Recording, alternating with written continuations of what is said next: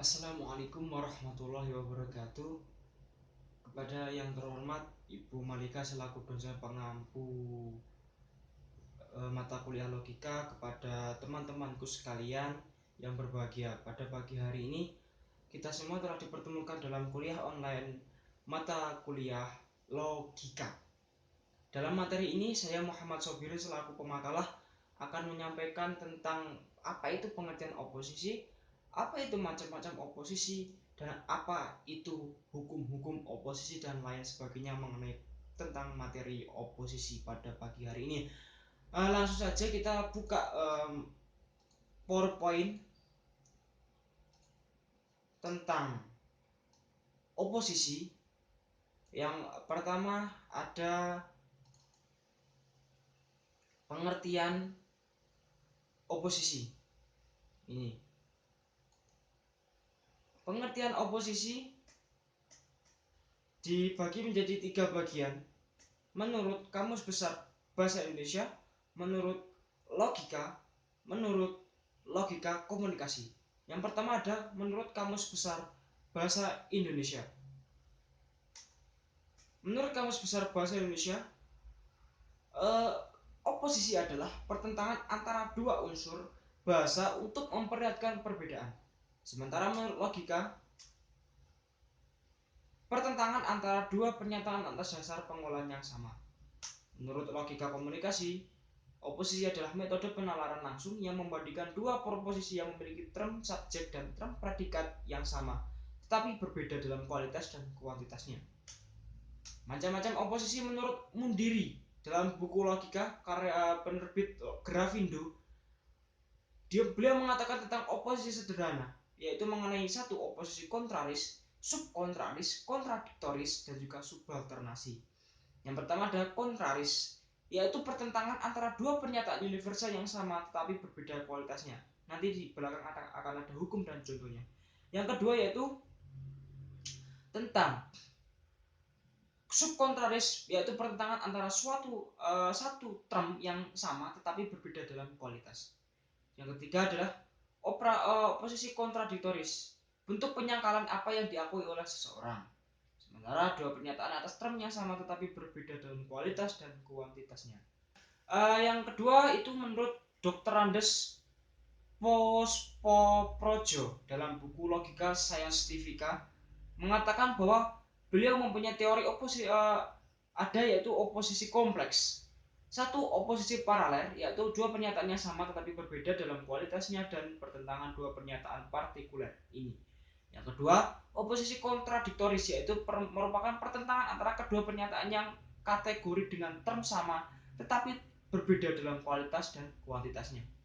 Ketiga, oposisi eksklusif, yaitu pertentangan dua pernyataan universal kategoris yang berbeda kualitas antara pertentangan dua pernyataan yang sama tetapi berbeda dalam kuantitasnya. Berikutnya adalah hukum oposisi sederhana, ada kontraris, subkontraris, kontradiktoris, dan juga yang terakhir subalternasi. Yang pertama kita akan bahas tentang kontraris, yaitu bila pernyataan yang satu benar maka yang lain pasti salah. Bila yang satu salah maka yang lain dapat juga disalahkan. Contohnya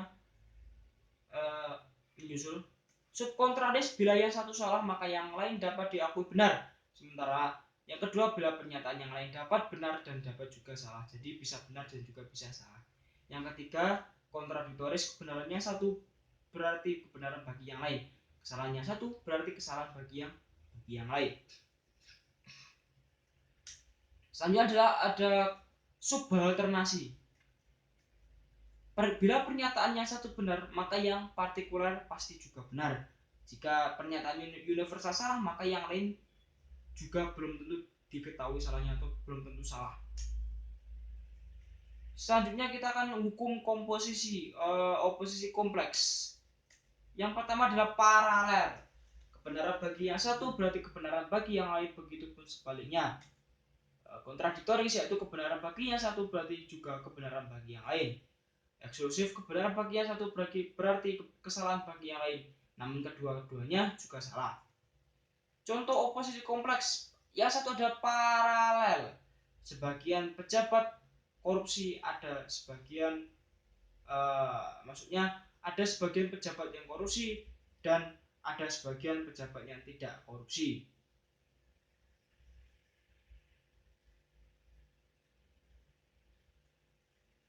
Itu tadi yang pertama ya, kita paralel. Ada sebagian pejabat korupsi dan ada sebagian pejabat yang tidak korupsi. Ini mendasar pada kebenaran satu dan juga kebenaran bagi yang lain.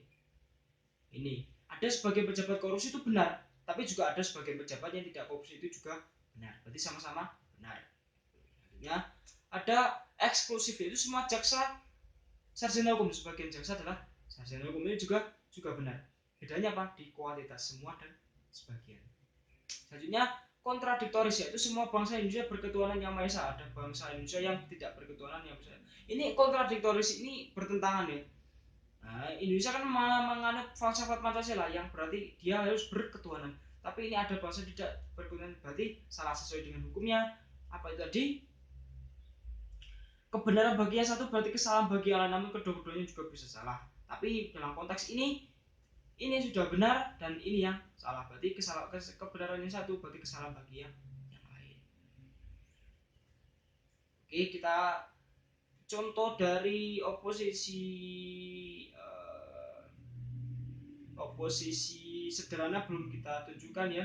Nah, ini kontraris semuanya adalah korupsi dan semuanya tidak ada yang korupsi. Bila yang pernyataannya satu benar, maka yang lain pasti salah. Yang satu salah, maka yang lain dapat juga disalahkan. Ini salah. Ini salah ya.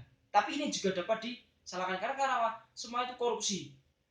Nah, ini semuanya tidak ada yang korupsi. Ini juga bisa disalahkan karena nggak mungkin semuanya bersih. Juga ada yang korupsi.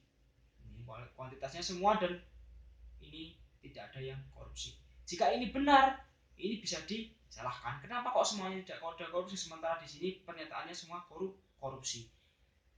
Selanjutnya ada subkontraris, sebagian adalah sarjana hukum, sebagian bukan sarjana hukum. Ini kontraris. Bila yang satu salah, maka yang lain dapat diakui kebenarannya. Bila yang lain benar dan dapat juga salah. Ini sarjana hukum. Ya. Ini bisa benar, sebagian ini juga benar. Kualitasnya sama, kualitasnya juga sama. Sementara kontradiktoris, ini bila yang satu benar, maka yang lain harus salah ataupun sebaliknya. Contohnya seperti ini.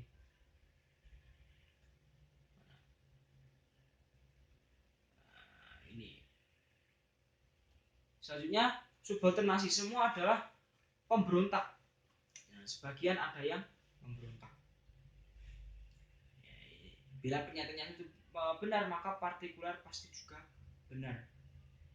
Bila yang universal ini salah, maka yang partikular tidak dapat diketahui kebenarannya.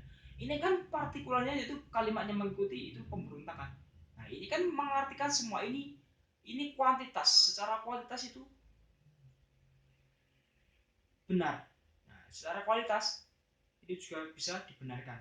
Tetapi bila partikularnya ini salah atau partikular kalimat utamanya salah, partikular juga bisa salah. Ini menerangkan tentang kuantitas. Secara kualitas ini dapat disalahkan. Masih kompleks jadi sudah.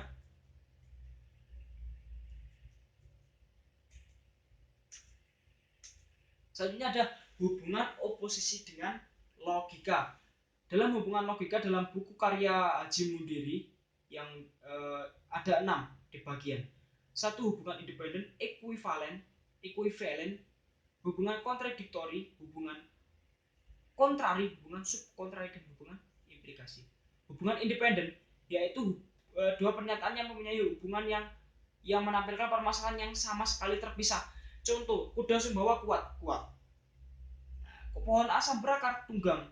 Semua kelinci ada lemah, semua kelinci makan daun-daun. Basarab adalah sukar, Basarab adalah salah. Perbedaannya di mana sih? Terpisahnya di mana sih? Kuda Sumbawa kuat-kuat dan pohon asam ini pembahasannya sudah terpisah, sudah berbeda. Ditandai dengan apa? Dengan koma yang ada di tengahnya.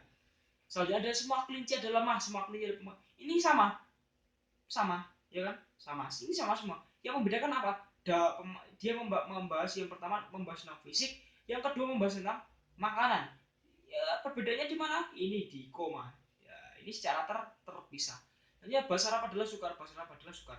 Ini membahas tentang apa? Ini membahas tentang kontekstualnya adalah teori, sementara ini membahas tentang kontekstualnya adalah ahli tata bahasa yang atau bisa diterangkan seperti ini. Ini memakai huruf kapital besar dan ini membahas tentang huruf adjektif kecil. Nah, perbedaannya sangat terasa di sini. Makanya ditandai dengan apa? Ini membahas tentang awal paragraf dan ini membahas dalam pembahasan. Makanya ditandai dengan apa? Dengan tanda koma di tengah ini. Selanjutnya hubungan ekuivalen, dan yang lain sebagainya. Dua pernyataan mempunyai hubungan ekuivalen manakala keduanya mempunyai masalah yang sama seperti semua besi adalah logam, semua bagian besi adalah logam. Ini sama logam. Ini yang membedakan apa? Kuantitasnya. Ini pembahasannya semua dan ini pembahasannya apa? Sebagian kecil atau sebagiannya. Jadi tidak semua diambil. Nah, ini sebagian cendekiawan menjadi menteri, sebagian cendekiawan bukan tidak menjadi menteri. Ini kuantitasnya sama tapi kualitasnya berbeda. Ini apa? Ini sudah menjadi menteri dan yang ini belum menjadi menteri. Nah, ini kan kebalikan. Keduanya mempunyai masalah yang sama. Masalahnya sama. Ini masalahnya sebagian-bagian. Masalahnya besi dan juga masalahnya logam dan besi sama. Tetapi pembahasannya kualitasnya berbeda. Nah, ini juga harus mengikuti partikular utama. Jika partikular kedua salah, partikular pertama juga harus bisa disalahkan. Ini ekuivalen. Persamaan ini kan sama. Kuantitasnya sama. Ini kuantitasnya berbeda tapi kualitasnya kan sama. Apa? Logam kan besi. Nah, besi kan juga logam. Hanya di hubungan kontradiktori, yaitu pertentangan ini berbeda, pembahasannya secara berbeda. Yang manakala kedua terdiri term subjek dan predikatnya sama tetapi berbeda dalam kualitas dan kuantitasnya. Kualitasnya sama, predikatnya sama tetapi kualitas dan kuantitasnya berbeda. Contoh, kita sampel A dan O, bisa dibuktikan A dan O semuanya yang sukses adalah rajin.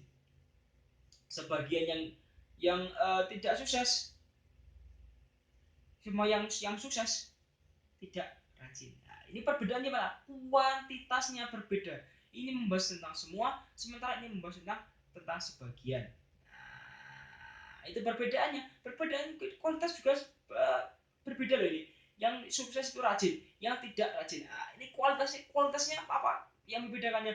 Yang pertama kualitasnya membedakannya itu rajin. Nah, untuk selanjutnya tadi ada pertentangan kontradiktori. Selanjutnya yang ini ada kontradiktori perlawanan, yaitu dua pernyataan mempunyai hubungan kontrari manakala term subjek dan predikat kedua pernyataan itu sama, kuantitasnya sama, universal tetapi berbeda dalam kualitas. Nah, kalau tadi kuantitasnya dan kualitas sama, ini berbeda dalam kuantitas dan juga kualitas. Yang pertama adalah semua politikus curang, semua politikus tidak curang, semua harimau tidak pemarah, semua harimau adalah pemarah. Hubungan kontrari memiliki tabiat salah satu pernyataan harus salah dan bisa disalah keduanya. Sekarang kita selidiki tabiat hubungan kontrari dengan mengambil pasangan A dan E. Di atas sebagai contoh, semua politikus adalah curang, maka pernyataan A dan E salah. Bila dalam kenyataannya semua politikus adalah yang curang.